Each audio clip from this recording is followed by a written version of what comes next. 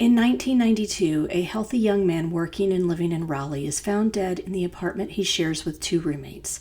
Upon closer inspection, it appears he died from a lethal injection of lidocaine, but the question is whether or not he consented to the injection. The investigation reveals a love triangle that surprises the victim's family, and the accused murderer claims he was only trying to help his friend.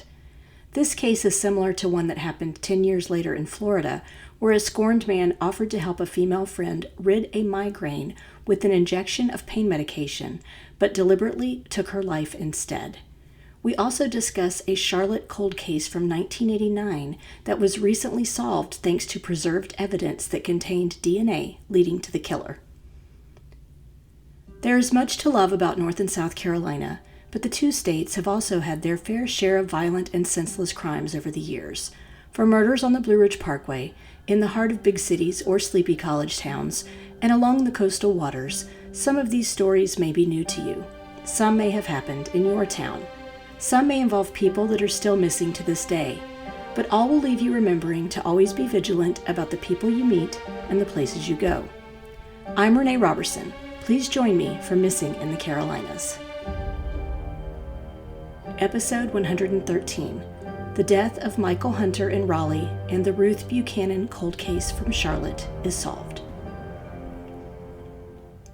On April 30th, 1992, Joseph Mannino, a fourth-year medical student at the University of North Carolina living in northwest Raleigh, called 911 to report one of his roommates, 23-year-old Michael Hunter, was deceased in his bedroom.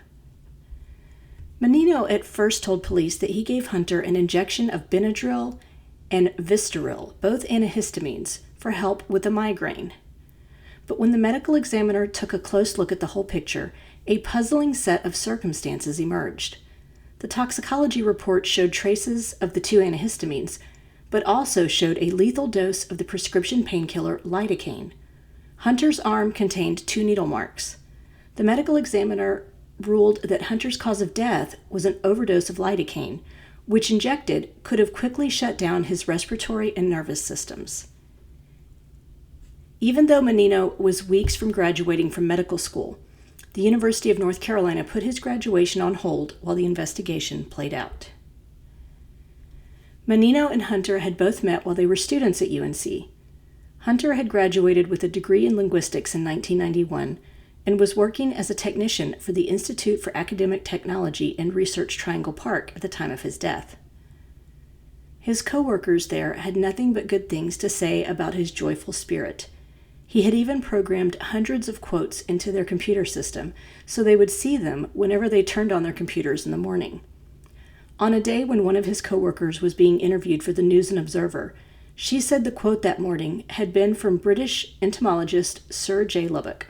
It said, "Rest is not idleness, and to lie sometimes on the grass under the trees on a summer's day, listening to the murmur of water, or watching the clouds float across the sky, is by no means a waste of time."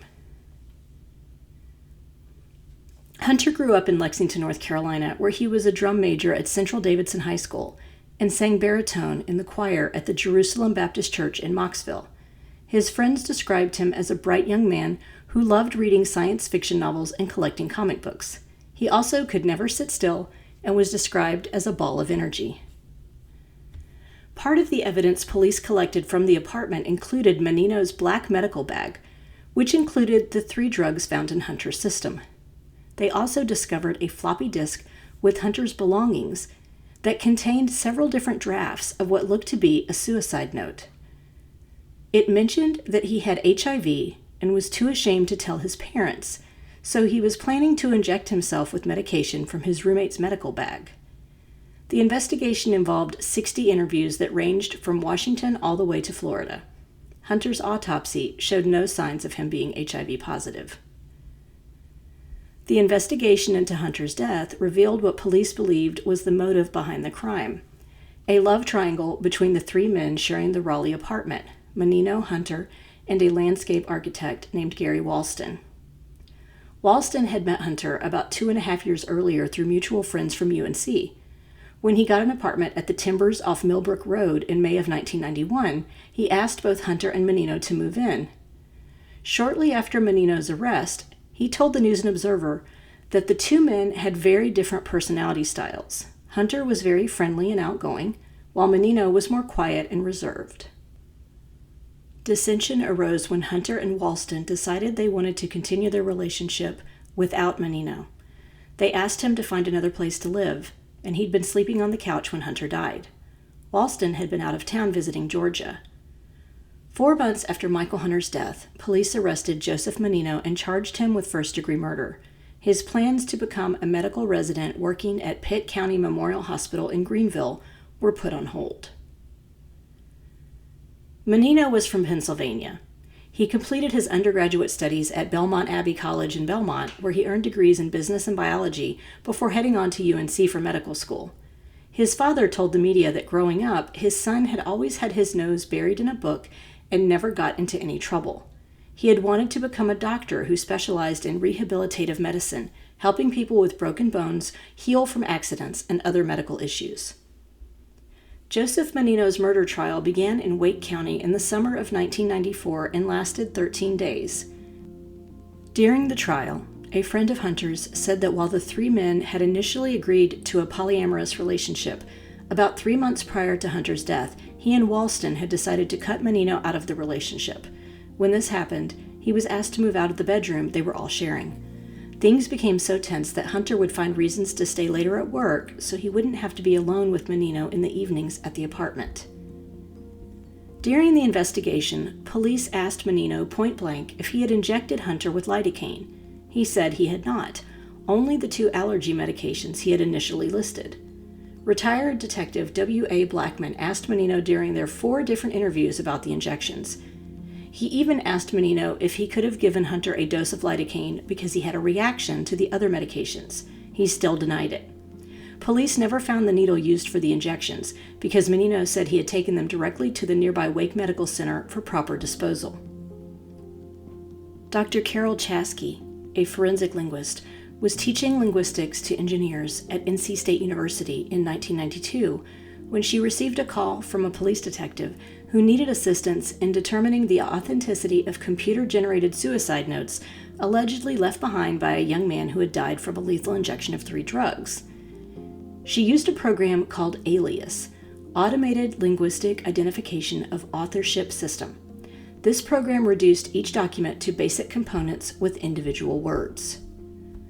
Dr. Chasky noticed a very distinctive use of conjunctions, the use of the words and or but.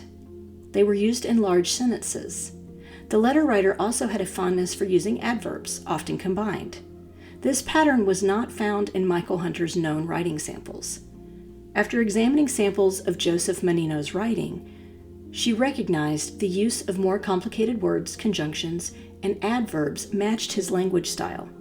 She determined that he had written the letter and not Hunter. When the police had confronted Mannino about Dr. Chasky's evidence, he broke down and admitted to creating the letter because he was worried he would be blamed for Hunter's death. Mannino's attorney, Carl Knudsen, told the jury that the injection was simply a medical mishap and that the legal problems Mannino faced would have been confined to an increase in medical malpractice premiums had he already been certified a doctor. Gary Walston told the television show Forensic Files that Michael Hunter had indeed suffered from chronic migraines, and Mannino had often offered to give him an injection to ease his symptoms, but Walston said he had never let Mannino do so previously. Walston also said that after Hunter's death, Mannino had made such a targeted effort to reconcile their romantic relationship that he became suspicious and started to wonder if Mannino had killed Hunter intentionally. In late July of 1994, the jury in Mannino's trial began to deliberate the evidence presented by the state. Unfortunately, they had trouble concentrating due to a broken air conditioner in the Wake County Courthouse. Not even an auxiliary unit brought in could cool them off because it blew a circuit breaker not long after. The judge in the case tried to compromise with the jury by having them move across the street to an air-conditioned room at the Public Safety Center. Bailiffs had to tape brown paper over the windows of the room they were in so citizens on the street couldn't peek in. Although he was being tried for first-degree murder, the jury ended up finding Joseph Mannino guilty of involuntary manslaughter in the death of Michael Hunter.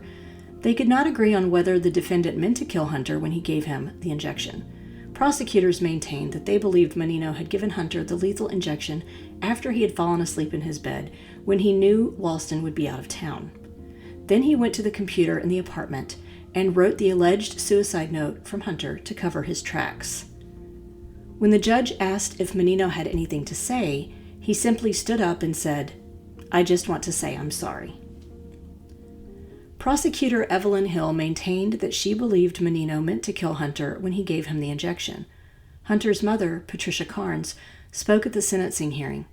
She said her husband had become so depressed after their son's death that he took his own life in February of 1993.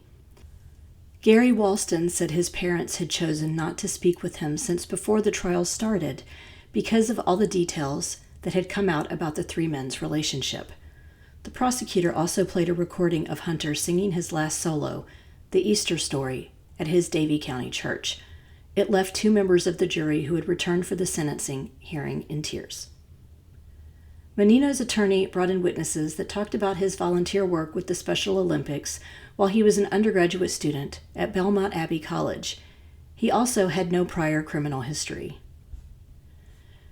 Judge Donald Stevens sentenced Mannino to 7 years in prison, with the possibility of becoming eligible for parole 7 to 8 months after his sentence began. He was also ordered to pay $10,000 in restitution to Hunter's family. It doesn't appear he ever ended up paying that restitution. He spent 2 years in prison and then moved back to his home state in Pennsylvania. But in 2010, Joseph Mannino appeared in the news once more, this time in the Lehigh Valley area.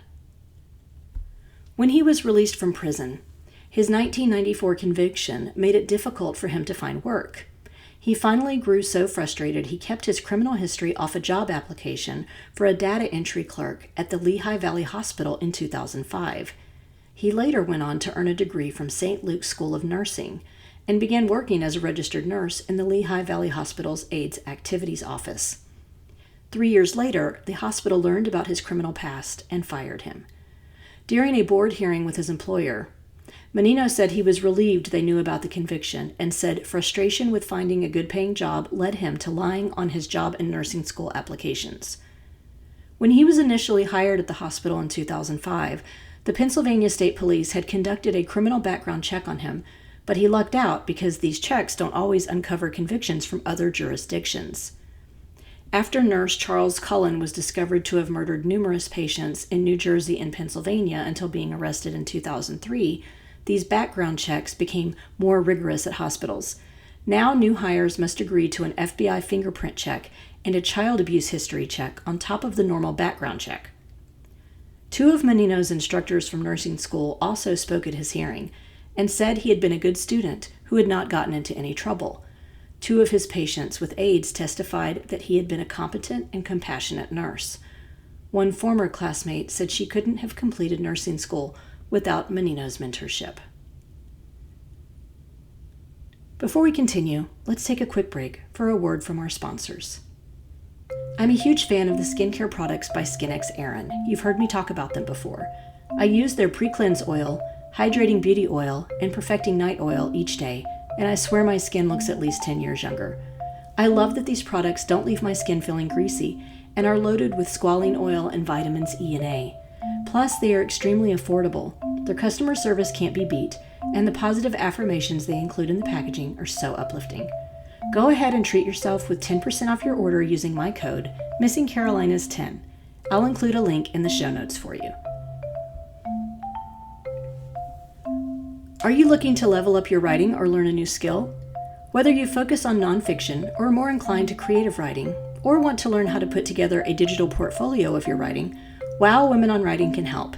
Interested in podcasting? Check out a digital course I created called You Can Start a Podcast.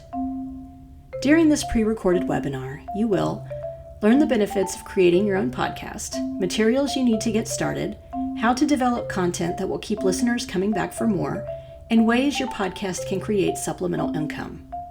I'll share examples of different types of podcasts, how to decide on a format, ways to handle the technology necessary for creating a podcast, how to develop your first few episodes, promotion and monetization ideas, and ways you can repurpose your podcast content.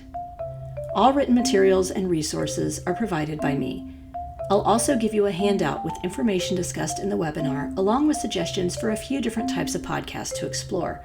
Best of all, this webinar only costs $30.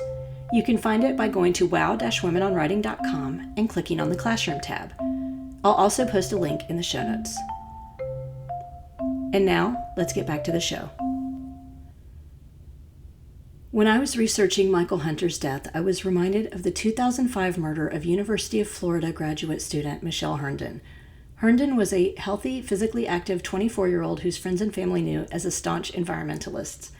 They also said she had a very giving and nurturing spirit. But in early November of 2005, Herndon's boyfriend, who lived in another city, became concerned when he couldn't reach her for several days. He finally made the drive to her home and found the doors locked. He could hear her cell phone ringing inside the house and her dog barking in distress. She was found deceased inside her home, with no indications as to what could have caused her death. The medical examiner found a small needle prick on the inside of her arm and noted it looked to have been administered by a professional. There was no bruising or swelling left behind. Her family said Herndon was not in the habit of donating blood or plasma. She was too scared of the procedures.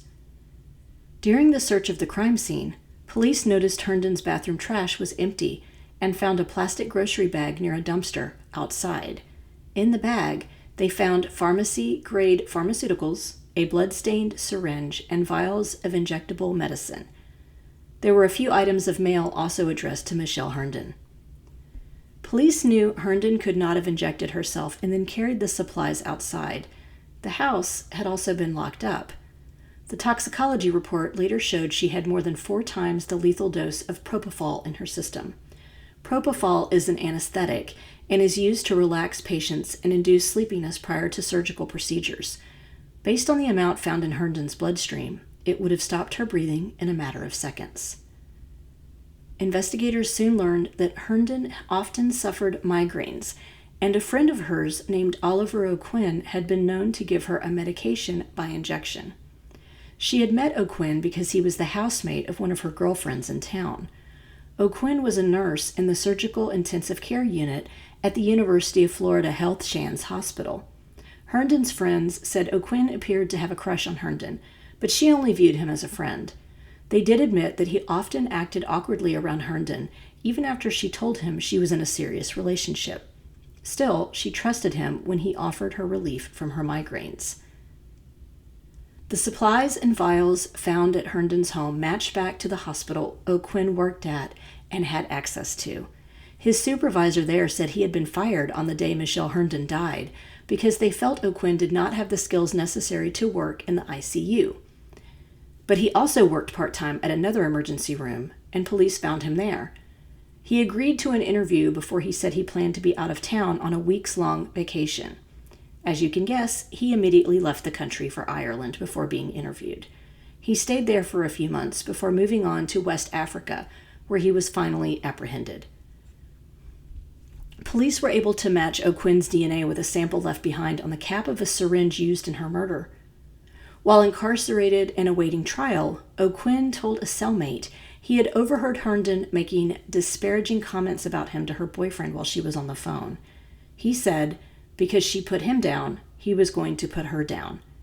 He was convicted of Michelle Herndon's murder in May of 2008 and sentenced to life in prison without the possibility of parole. The last thing I want to talk about today is a cold case that the Charlotte-Mecklenburg Police recently solved from December of 1989. On December 29th of that year, 52-year-old Ruth Buchanan from Forest City was taking advantage of post-Christmas sales in uptown Charlotte.